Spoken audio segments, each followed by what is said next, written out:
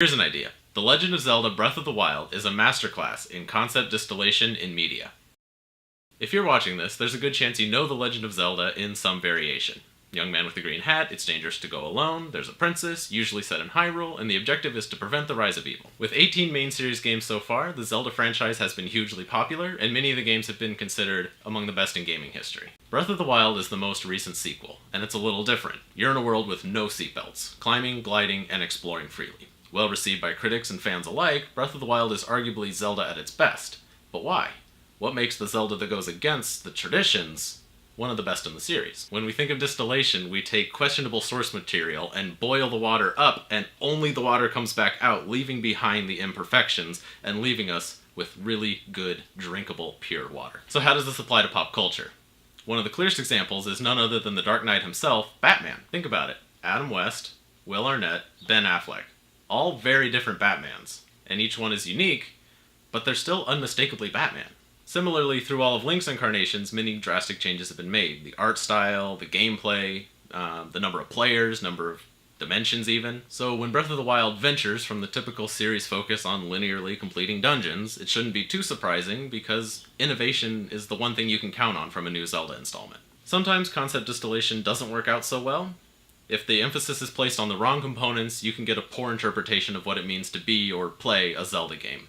Like in Skyward Sword, you got very over-explained directions instead of the exploration that you're used to. And you see this in other media too. M. Night Shyamalan's The Last Airbender was a great example.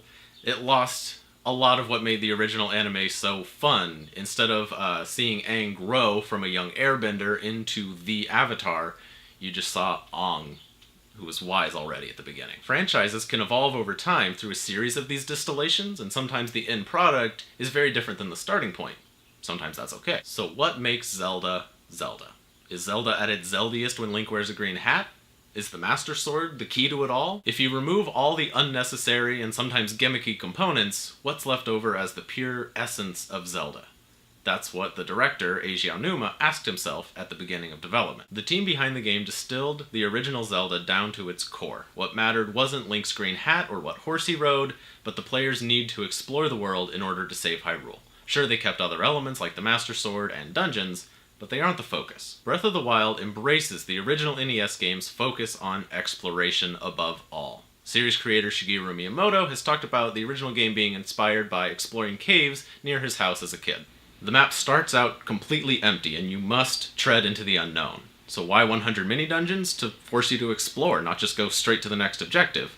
The game feels very natural and open. Because it's so effective in its distillation, it allows someone who has no experience in the world of Zelda to understand what makes it so great, why it's still significant and a landmark of gaming history. It invites new players into the world of Hyrule. So what do you think? What makes a concept distillation effective or ineffective? Do you agree that Breath of the Wild captures the essence of the original Zelda? Let us know in the comments.